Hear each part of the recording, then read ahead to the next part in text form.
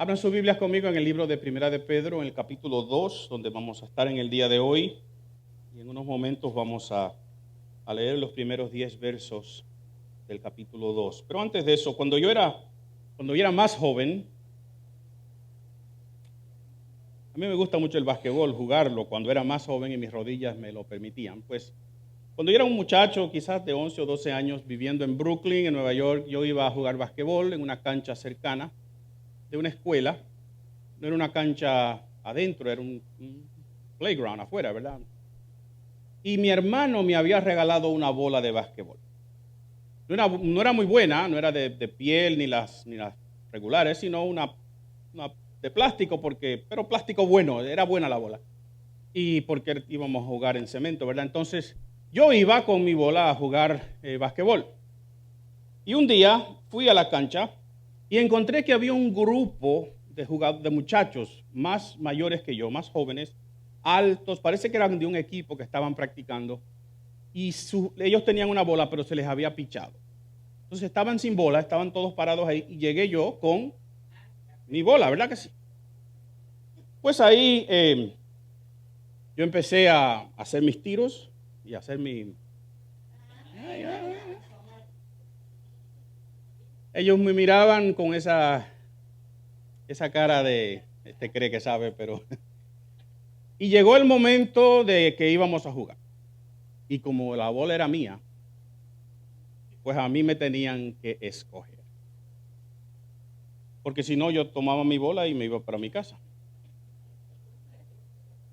Entonces estos muchachos eran muchos mejores que yo jugando. Eran altos, era un equipo, yo creo, no me acuerdo bien. Y empezamos y uno de los capitanes me eligió a mí, porque la bola era mía, ¿verdad? Empezamos a calentar. Yo me sentía como Michael Jordan, de verdad que yo dije, yo aquí voy a enseñarles a estos muchachos que ellos creen que son mejores que yo, pero ellos empezaron a hacer sus tiros y 2 o 3 de ellos, que no eran mucho más altos que yo, pero más altos, empezaron a donkear. ¿Sabes lo que es donkear? Yo dije, bueno, yo no sé cómo yo voy a parar aquí, pero vamos a ver, ¿verdad? Entonces el capitán, cuando íbamos ya a empezar a jugar, el capitán se me acercó, el que me había escogido, y me dijo, mira, tú vas a jugar con nosotros, pero yo quiero que tú corras por los lados de la cancha. Tú no vas a tocar la pelota. Y quiero que corras casi afuera de la cancha porque no quiero que te metas en el medio. Yo dije, bueno, yo estaba muy orgulloso de que me habían seleccionado porque yo sabía que yo no pertenecía en ese grupo de jugadores ese día, ¿verdad? Pues ellos jugaron y yo corrí de un lado para el otro, solito, ¿verdad? Y de vez en cuando yo hacía así porque estaba solo y denme la bola. 4 contra 5 jugaron ese día corriendo en esa cancha y yo no toqué la pelota ni una sola vez. Pero me habían escogido. Yo había jugado con los del equipo. Entonces de ese día en adelante, cuando yo miraba a mis amistades, mis muchachitos amigos míos, yo les decía, yo jugué con el equipo. Y ellos me decían, sí, pero tú no tocaste la bola. Y dije, ¿qué importa? A mí me seleccionaron. Fue un asunto de jugada, de que no me dieron la pelota. Yo había sido escogido, pero no tenía ninguna función. Y la pregunta es, en el día de hoy, según el pasaje que vamos a leer, y el pasaje que leyó nuestro hermano Ezequiel al principio en Efesios, donde dice que hemos sido escogidos. Tú y yo hemos sido escogidos por Dios. La pregunta es si es para correr por los lados de la cancha sin ninguna función o si tiene un propósito ese llamado que Dios nos ha hecho. Y por eso dice el pasaje que vamos a leer hoy, mas vosotros sois linaje ¿qué? Escogido, real sacerdocio, nación santa, pueblo adquirido por Dios. ¿Para qué? Para que anunciéis las virtudes de aquel que os llamó de las tinieblas a su luz admirable. Hemos sido escogidos no para estar en el banco, no para estar por los lados, no para ser inactivos, sino hemos sido escogidos para una función primordial en el plan eterno de Dios. Tú y yo tenemos la responsabilidad gloriosa de compartir esta gracia que se nos ha dado. Hemos sido escogidos con un propósito muy específico. Y en estos versos que vamos a leer hoy, y en los versos que hemos tratado antes, y el tema que hemos tratado antes, hemos visto que este llamado es un llamado de santidad. Y es un llamado a la santidad. Y por eso en el día de hoy yo quiero compartir con ustedes sobre este tema. Nosotros hemos sido escogidos para vivir la santidad. La santidad, recuérdense, no es una manera de vestir. La santidad no es una serie de listas de cosas que hacemos o no hacemos. La santidad es una actitud hacia Dios y en contra del pecado. Por tanto, la santidad se puede vivir. Las actitudes se viven, ¿verdad que sí? La manera en que tú piensas determina cómo tú actúas, determina tus opiniones, cuáles son, y por tanto las decisiones que tú tomas.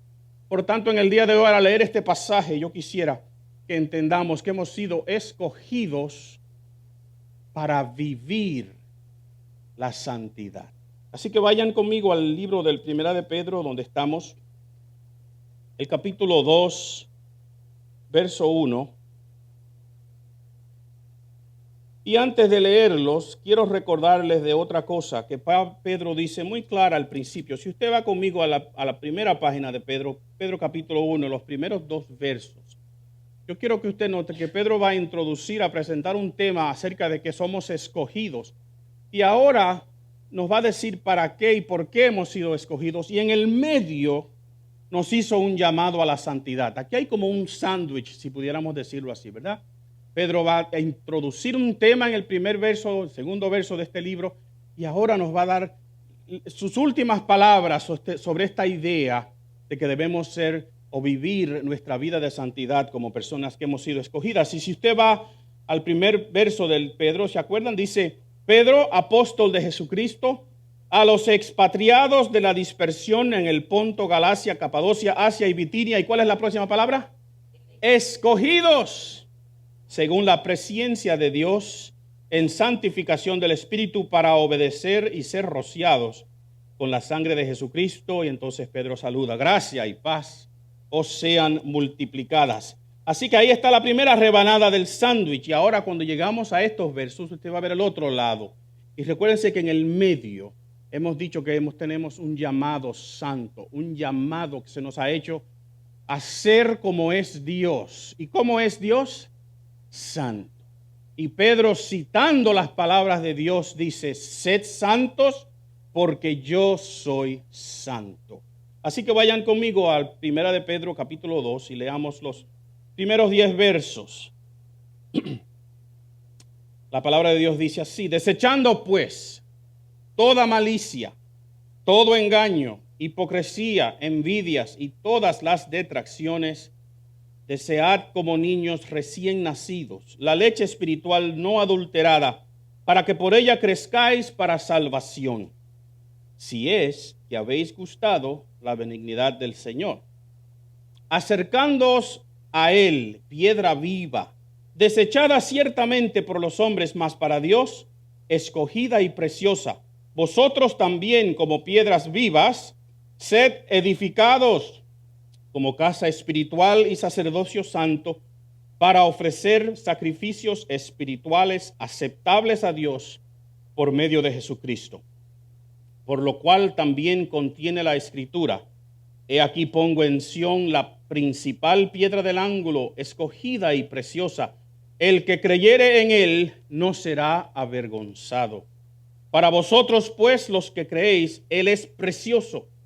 Pero para los que no creen, la piedra de los edificadores, que los edificadores desecharon, ha venido a ser la cabeza del ángulo, y piedra de tropiezo y roca que hace caer, porque tropiezan en la palabra, siendo desobedientes, a lo cual fueron también destinados. Mas vosotros, ustedes, nosotros que estamos aquí, ¿somos qué? Linaje escogido, real sacerdocio, nación santa, pueblo adquirido por Dios, para que anunciéis las virtudes de aquel que os llamó de las tinieblas a su luz admirable. Nosotros que en otro tiempo no éramos pueblo, pero que ahora somos pueblo de Dios, que en otro tiempo no habíamos alcanzado misericordia, pero ahora que habéis alcanzado misericordia. Nosotros hemos sido escogidos por Dios para anunciar las virtudes de aquel que nos llamó de las tinieblas a su luz admirable. Pero tú tienes que hacer eso en cierta manera y viviendo una vida de santidad a la cual hemos sido llamados a vivir según los pasajes y los versos que hemos leído. Así que, ¿cómo es que vamos a vivir esa santidad según este pasaje? Pues miren, primero, tú tienes que desechar algo para desear otra cosa. La palabra desechar literalmente en el idioma es quitarse algo, quitarse la ropa, pero quitársela como uno se quita la ropa cuando está sudada. Tú te la quitas lentamente y botón por botón. No, tú te quitas eso lo más pronto posible, ¿verdad que sí? Es una manera casi violenta de quitarse la ropa. Pedro está diciendo, quítense estas cosas para que ustedes deseen profundamente, tengan un deseo profundo de otra cosa. Entonces, ¿de qué es que tenemos que separarnos en este momento? ¿Qué es lo que él dice? Desechando pues toda ¿qué? Malicia, todo engaño, hipocresía, envidias y todas las detracciones. Y antes de seguir con la parte que nos toca después, desead, yo quiero que ustedes entiendan algo. ¿A quién es que Pedro les está escribiendo esta carta? Indirectamente a nosotros, ¿verdad que sí? En aquel entonces se lo está escribiendo a personas que son miembros de una iglesia y varias iglesias en muchas regiones. Este pues que está aquí desechando pues, en algunas otras versiones, ese pues o por tanto está primero. En la NBI, si usted tiene la NBI, va a decir por tanto. O la NIV dice therefore, al principio, porque acuérdense que esos por tantos hacen un vínculo entre lo que se acaba de decir y lo que se va a decir ahora. Entonces, ¿qué es lo último que Pedro nos mandó a nosotros a hacer? ¿Ustedes se acuerdan? ¿Qué es lo último que está en esos versos? Usted puede hacer trampa y chequear. Hay un imperativo en el verso 22 antes de esto. Habiendo pues purificado, ¿qué dice? Para el amor fraternal no fingido, ¿qué? Dígame. Amaos. Hay un imperativo. You have to love one another. Y acuérdense que este amor no es el amor fraternal. Lo que Pedro está diciendo es, para poder llevarnos bien, los que estamos aquí, tenemos que amarnos el uno al otro como Dios nos amó a nosotros. ¿Estamos claros? Entonces, para poder hacer eso, para tú poder amar a tu prójimo, del que está aquí contigo, de la manera en que Dios te ama a ti, entonces Pedro dice, tú tienes que echar algo a un lado. ¿El qué? ¿Toda qué? Malicia. ¿Qué es malicia? Maldad calculada y puesta en función, ¿verdad? Engaño, hipocresía, la palabra está en plural, hipocresías, si quisiéramos decir así, que son maneras. ¿Qué es la hipocresía?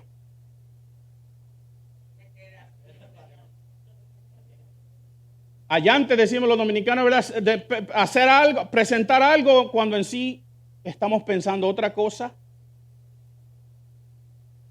Envidias y detracciones. Nosotros no usamos la palabra detracción a cada rato, pero una detracción es una calumnia, es una manera de hablar mal de otra persona. Así que Pedro nos está hablando a nosotros. Digan amén. Y nos está diciendo, si tú quieres amar como Dios te amó, pues entonces la persona que tú tienes a tu lado, tú no puedes ser hipócrita con esa persona. Digan amén ahora. Tú no puedes pensar mal hacia esa persona o de esa persona. Tú no puedes engañar a esa persona. Obviamente todas estas instrucciones se aplican afuera de la iglesia también, ¿verdad? Porque no pretendemos que nos están instruyendo a vivir aquí, pero que allá afuera tú puedes hacer y deshacer como te dé la gana. No, Las instrucciones son también para nuestra conducta fuera de la iglesia. Pero el contexto inmediato que Pedro nos está diciendo es, mira, tú quieres ser parte de esto, tú tienes que amar a tu hermano como Dios te amó a ti. Y eso quiere decir que, y te da una lista de cosas que no debes hacer. Pero, como es típico de la enseñanza bíblica, y escúchenme bien porque es un principio que debemos tener claro en nuestras mentes, la Biblia nunca nos dice que no a algo sin decirnos que sí a otra cosa. Dios no es un Dios de listas negativas. Quien te ha dicho a ti eso, se ha equivocado y te ha mentido. Porque Dios siempre te da lo positivo. Siempre te dice, no hagas esto, pero haz esto para que te vaya bien. Dios es un Dios que quiere tu felicidad, que quiere tu bien, que quiere que andes y te comportas y te sientas y vivas bien. Y nos dice, no hagas X o cual cosa, pero no simplemente para darnos una lista de prohibiciones. Y por ahí dañan este evangelio y esta práctica de nuestra fe diciendo, ay, ustedes no hacen esto, no hacen aquello, no hacen aquello, y no hacen esto, y no hacen esto, y no hacen, y nos dan una lista de todo lo que no hacemos. Y nunca dicen, pero ustedes hacen otras cosas, y ustedes tienen bendiciones de parte de Dios, y ustedes se aman de una manera especial, y Dios los cuida y los protege, ¿verdad que sí? Porque el evangelio no es una lista negativa de cosas de no hacer, sino una lista positiva de lo que Dios ha hecho por ti, que tú recibes por gracia. Entonces Pedro dice, desechen esto, ¿pero para qué? Para desear. ¿Y cómo es que debemos desear? ¿Cómo? Miren, ayer yo estuve en un cookout. Sí. Que los evangélicos van a cookouts. ¡Oh! Y bueno que estaba ese cookout. Bueno, el cookout estaba bueno y la comida estaba, miren. Entonces yo comí un plato razonable, ¿verdad? El problema es que la hermana estaba ahí, entonces yo comí. Y después que comí yo dije, yo voy a repetir. Y cuando fui a repetir me dice Leo, están haciendo carne ranchera ahora. Y déjeme decirle que yo tenía pollo hasta como por aquí ya, ¿verdad? Y arroz y espagueti y ensaladas. Pero yo dije, bueno, pero si hay de esa carne ranchera. Yo tenía deseo. Pero el deseo era un deseo mixto, ¿verdad? Esta hartura con con J la voy a tener que pagar, porque después me voy a sentir hasta aquí. Pero miren, fui y probé la carne ranchera y estaba tan buena que fui con el hermano Leo y la probé otra vez. Deseando no por hambre ni por necesidad, sino por mero gusto, sabiendo que después Laura sacó un potecito que ella tiene, que tiene bicarbonato de soda, ¿se dice?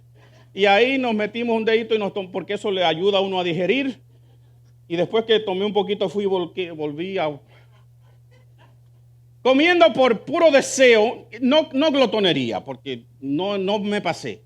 Pero aquí se habla de desear la leche espiritual. ¿Cómo? Como un bebé. ¿Cómo es que los bebés recién nacidos piden su leche? ¿Te mandan un texto? ¿Te mandan una invitación? Si tú puedes, cuando tengas un chance. No, cuando un bebé quiere leche, te lo dejas saber. Y te lo dejas saber sin ninguna duda. Y llora y grita. Y si tú no respondes right away, pronto, mira, te lo dejas saber sin ninguna duda. Así que Pedro nos está diciendo, de la manera que un bebé recién nacido desea, llora, grita por su leche, así también nosotros debemos llorar, gritar. ¿Pero por qué? Por la leche espiritual no adulterada. La palabra espiritual ahí viene del trasfondo de la misma palabra donde nosotros hablamos de palabra, logos en griego, ¿verdad? Así que lo que Pedro está diciendo es, porque acaba de decirlo en los versos anteriores, tú tienes que desear como un niño recién nacido la palabra de Dios que permanece para siempre, como leen los versículos que están anterior y lo que Pedro dice después, y esa palabra ha sido ¿qué? Anunciada a todos nosotros. Tú tienes, escúchame, Tú tienes que desear con todas las fuerzas de tu ser, analizar, leer, meditar, reflexionar, volver a leerla. ¿Qué? ¿Qué, hermanos?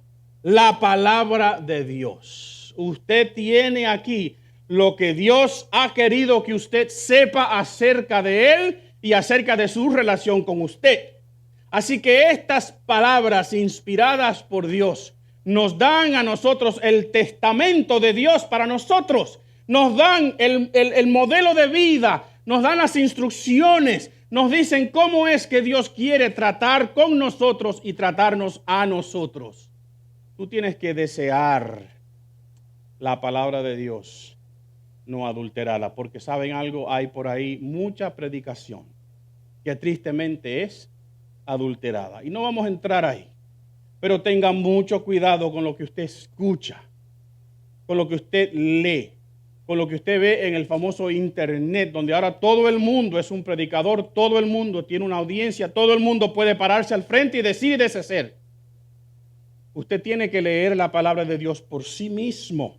Usted tiene que ser como eran los hermanos de Berea, un pueblo cerca de Tesalónica, que cuando Pablo les predicaba y usaba la palabra de Dios, que en ese momento hubiese sido el Antiguo Testamento, ellos iban a su casa a hacer ¿qué?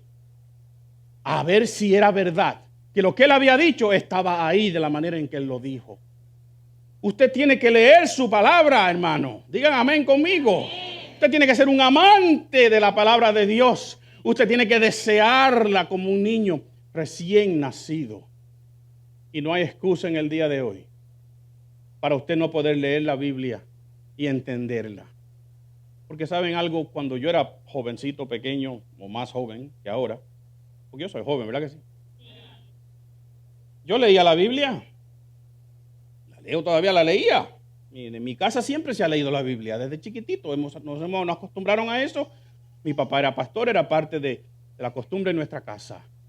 Pero habían cosas que yo no entendía. Y el lenguaje sois y tenéis, esa manera de hablar, no es la manera en que hablamos los dominicanos, ¿verdad que no?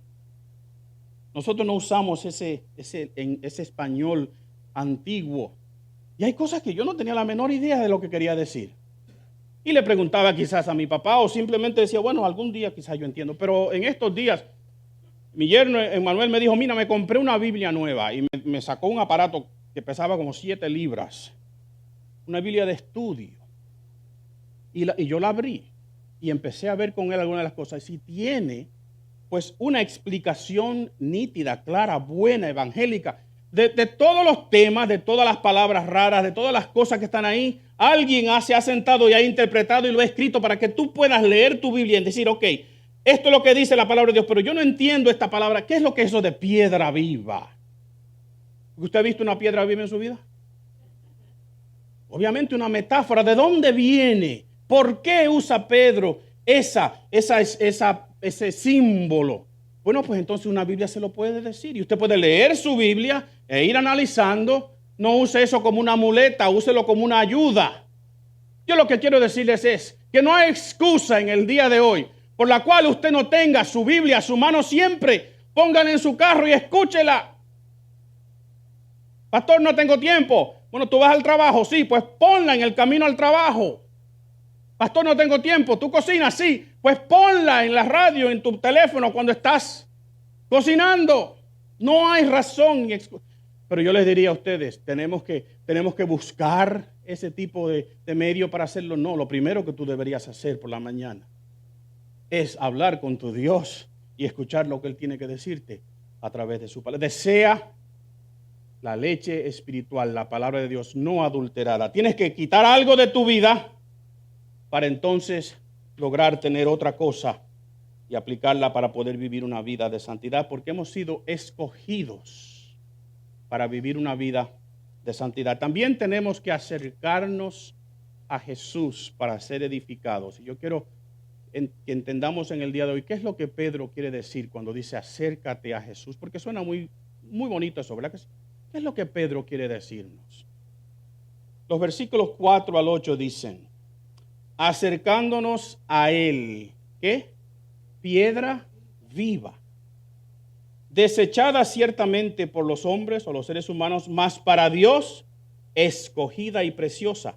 Vosotros también, como piedras vivas, sed que edificados como casa espiritual y sacerdocio santo, para ofrecer sacrificios espirituales aceptables a Dios por medio de Jesucristo. Y entonces Pedro cita dos pasajes más del Antiguo Testamento. Y él dice, porque aquí, citando al libro de Isaías, pongo en Sión la piedra principal del ángulo, escogida y preciosa, y el que creyere en él no será avergonzado. Y usted dice, pastor, ¿qué es eso? Dije, piedra principal del ángulo.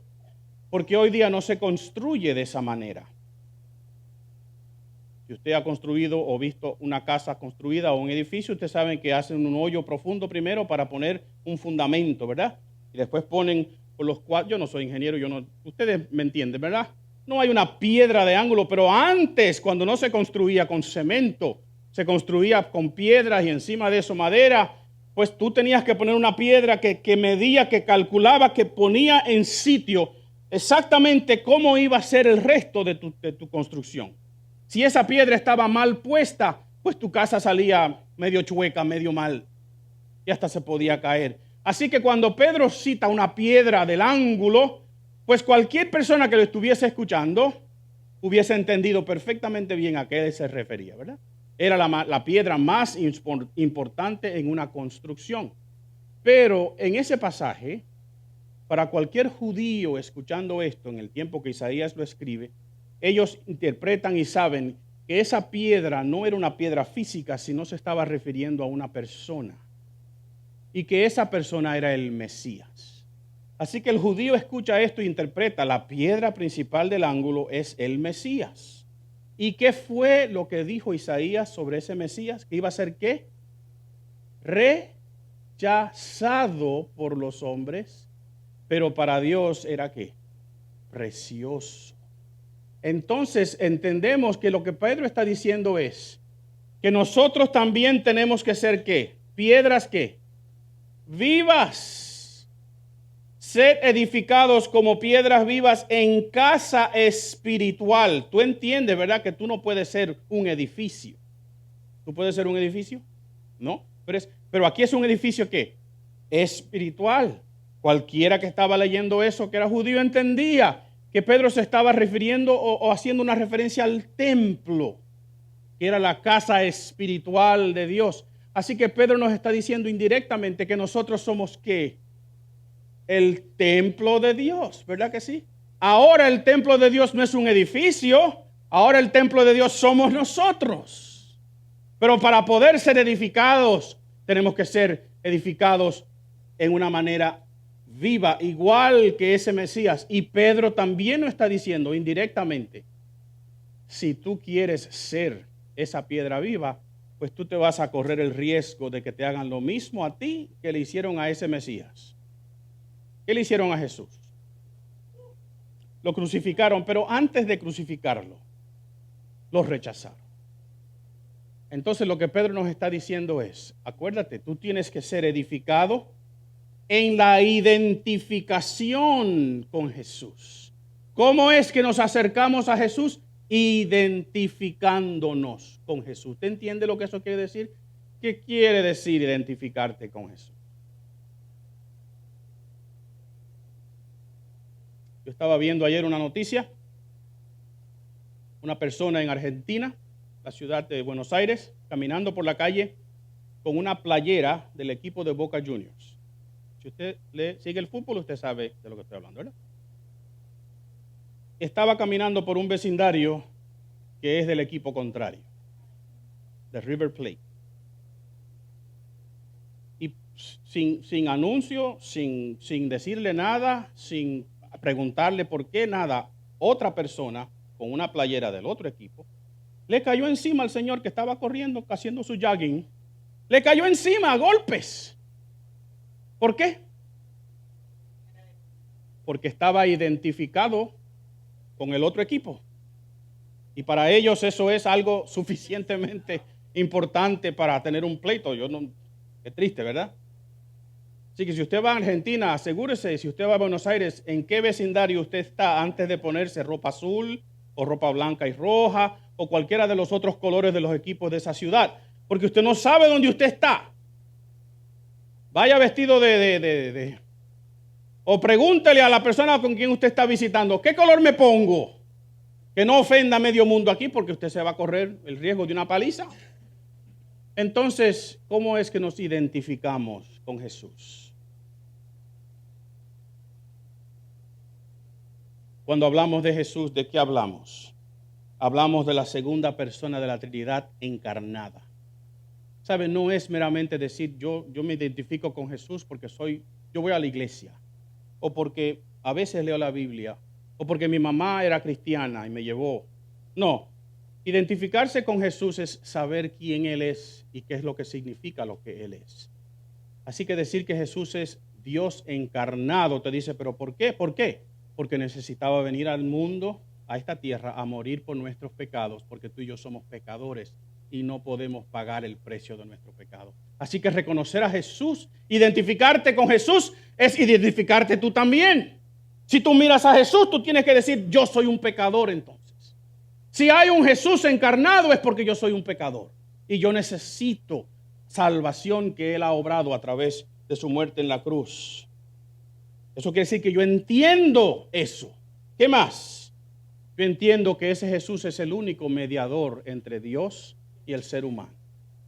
No hay iglesia que te salve, no hay asociación con una iglesia que te salve. Tú no puedes ser salvo por lo bueno que tú eres o lo bueno que quieres ser. Lo único que puede salvarte es la gracia de Dios mostrada a ti a través de la muerte de Jesucristo en la cruz, para que tus pecados puedan ser borrados y pagados, por cierto.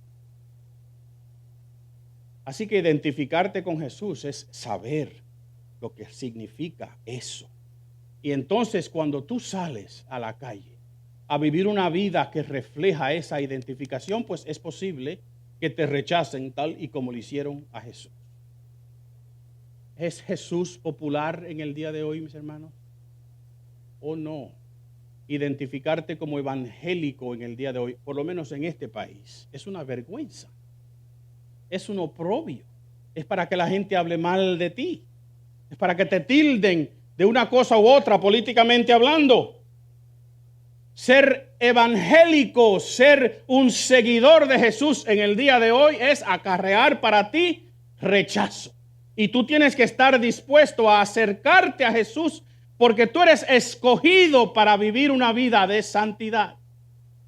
¿Para qué? Para que anuncies las virtudes de ese Jesús a todos los que están a tu lado, pero te corres el riesgo y te vas a correr el riesgo de que te rechacen, de que te tilden de un sinnúmero de cosas. Y por último, tenemos que proclamar este mensaje porque nosotros hemos sido alcanzados por misericordia. Miren, le dije la semana pasada que cuando Pedro escribe nos da una orden, ¿verdad? Pero siempre nos las da como con le pone un poquito de sazón.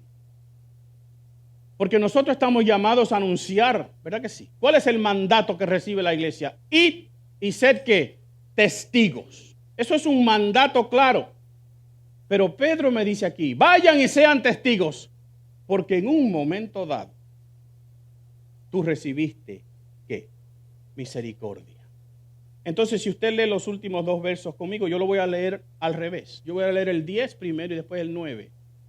¿Qué dice el 10? Nosotros que en otro tiempo no éramos pueblo, pero que ahora somos pueblo de Dios, que en otro tiempo no habíamos alcanzado misericordia, pero que ahora habemos alcanzado misericordia, nosotros entonces somos ¿qué? Un linaje escogido, un real sacerdocio, una nación santa, un pueblo adquirido por Dios. ¿Para qué? Para que anunciemos las virtudes de aquel que nos llamó de las tinieblas a su luz admirable. Antes tú no eras pueblo. Ahora sí. Antes tú no eras un linaje escogido. Ahora sí. Antes tú no habías alcanzado misericordia. Ahora sí. ¿Tú dices amén conmigo? Amén. Entonces Pedro dice, ¿cómo es posible? ¿Cómo es posible que tú no quieras anunciarle esas virtudes a todas las personas a tu alrededor? decirle a todos con los quienes tú tengas contacto, hay uno que puede hacer de ti un escogido, alguien que puede sacarte de las tinieblas y ponerse en tu luz admirable, alguien que te puede decir a ti, tú antes no tenías valor, pero ahora eres hijo de Dios. Un linaje, una familia, un patrimonio escogido. ¿Qué más dice? Un sacerdocio real. Noten la combinación de palabras. Un sacerdocio, pero que viene de la línea de los reyes. Ustedes saben muy bien que en el Antiguo Testamento, en el orden que Dios dio para el pueblo de Israel, Él separó esas dos funciones, ¿verdad? Separó los reyes venían de la tribu de Judá, y los sacerdotes venían de la tribu de ¿quién? De Leví. Y Dios lo hizo, yo creo, porque sabiamente, porque Dios es sabio, ¿verdad que sí? Dios sabía que si los sacaba de la misma tribu, si los mismos reyes podían ser sacerdotes, los reyes iban a contaminar el sacerdocio. Entonces Dios dijo, ¿sabes qué? Vamos a separar esto. ¿Saben por qué? Porque ¿qué le pidió el pueblo de Israel a Dios cuando le pidió el rey? Danos un Dios, ¿cómo? Un rey, ¿cómo? Igual al que tienen. Be careful what you ask for. Porque Dios le dio un rey igual a los reyes que tenían a su alrededor. Y les dijo, le va a poner impuestos altos. Era demócrata ese. Ay, Señor, perdona. Le va a poner impuestos, va a meter sus hijos en el ejército, va a haber un draft, les va a quitar lo que ustedes tienen, va a exigir que les paguen tributos. ¿Ustedes están seguros que quieren ese rey? Sí, ahí está. Y por eso Dios dijo, yo voy a dividir estas dos casas. Pero Jesús viene de otra orden sacerdotal. No tenemos tiempo para meternos ahí, pero Jesús es rey y Jesús es sacerdote también. Y nos ha hecho a nosotros, ¿qué? Un real sacerdocio. Pero en la teocracia de Dios eso funciona. En las teocracias humanas eso no funciona. ¿Sabe lo que es una teocracia? No una república o una democracia, sino como tienen algunas naciones musulmanes especialmente, ¿verdad? Que se tildan de que son una nación teocrática, que Dios es su jefe. Y usted solamente tiene que ver los resultados que tenemos en el mundo cuando una nación ha querido mezclar el Estado con la religión. Y por eso en anuncio privado aquí no pagado, yo no creo en mezclar el Estado con la religión. Que se mantengan bien separados. Porque cuando el ser humano mezcla esas dos cosas, las daña las dos. Pero va a haber un día que va a haber una teocracia, ¿saben? La Biblia dice que un día Jesucristo va a regir con vara de hierro. Pero cuando Jesús dirige y cuando Jesús es rey, entonces las leyes funcionan porque Jesús es justo. Y eso lo esperamos algún día. Así que no creemos entonces en una nación donde digamos como esta, que supuestamente somos una nación cristiana. No lo somos. Algunos de nuestros principios, al principio son cristianos, la manera en que fuimos fundados. Pero nuestra nación nunca ha sido una nación cristiana. ¿Y saben qué? Yo no quiero que sea una nación cristiana. ¿Me están entendiendo? No me están entendiendo. Porque es un peligro decir que vivimos en una nación cristiana y comportarnos como nos estamos comportando en cualquier lado de la política que usted quiera pararse. ¿Tenemos principios cristianos en nuestra Constitución? Sí. ¿Algunos de nuestros principios son principios cristianos? Sí. Pero déjenme decirle, mi querido, nuestra nación nunca ha sido una nación cristiana. Y yo no quiero que algún día la religión cristiana sea la religión del Estado. Porque lo que me van a imponer es una cosa que no es lo que la Biblia dice. Y lo digo con cuidado porque ansiaríamos, ¿verdad? Desearíamos una nación verdaderamente cristiana, ¿sí o no?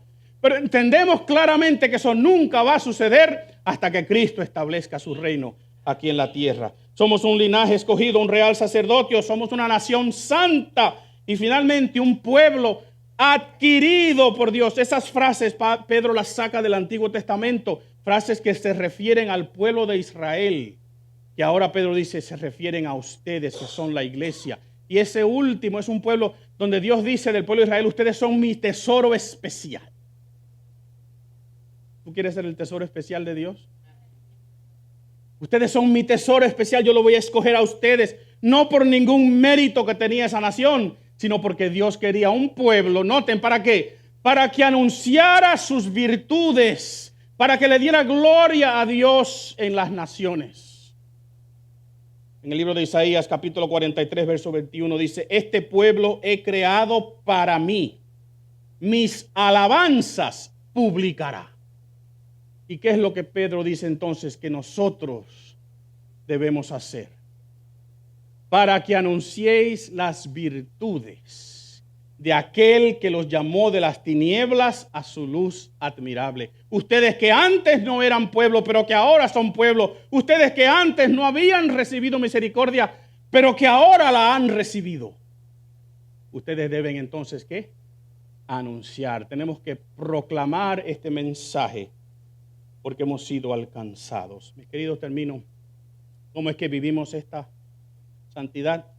La vivimos desechando algo para desear otra cosa. La vivimos acercándonos a Jesús para ser ¿qué? Edificados. Cuando tú te identificas con Jesús, tu fe es edificada. ¿Vas a recibir rechazo? Sí. Por eso en el resto de esta carta vamos a ver el tercer de los grandes temas que hay en este libro de Pedro. Y es que como creyentes vamos a sufrir. ¿Quién quiere sufrir? Ninguno de nosotros. Pero si identificarme con Jesús me edifica y causa que yo sufra, yo prefiero identificarme con Jesús. ¿Verdad que sí? Y no como Pedro esa noche, decir yo no conozco a ese hombre. Y decirlo 3 veces. La tercera cosa, nosotros proclamamos porque hemos sido alcanzados por misericordia. Y también porque Dios nos dice, proclamen.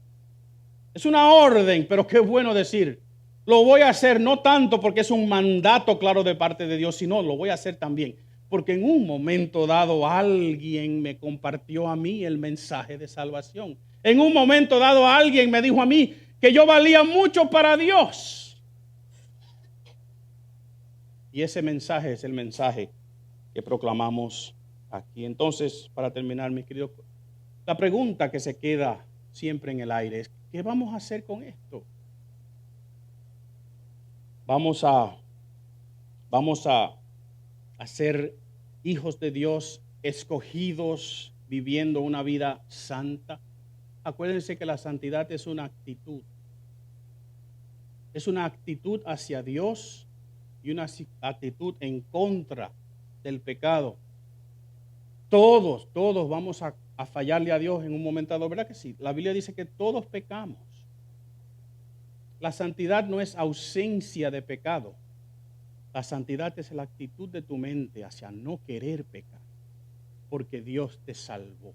Es una decisión de tu voluntad de decir, no me acerco a esto, lo desecho, pero lo desecho para acercarme a Dios. Tú tienes que decidir en el día de hoy. Yo voy a orar contigo. Yo quiero orar por 2 cosas en este día. Primero, que Dios nos ayude a vivir ese compromiso, porque no es fácil. No es fácil vivir una vida de santidad. Y también yo voy a orar para que Dios toque, como solo Él puede hacer, el corazón de alguien. Alguien que está luchando con estas palabras. ¿Qué quiere decir esto para mí? Y sabes qué es, porque Dios está luchando contigo. Porque te está dando ese mensaje de salvación. Tú estás escuchando las palabras que Él quiere que tú escuches en este día. Para que tú en un momento digas, yo decido que ese mensaje es para mí. Que esa gracia que Dios me está mostrando es mía. Que la voy a aceptar. Así que doblen su cabeza conmigo un momentito.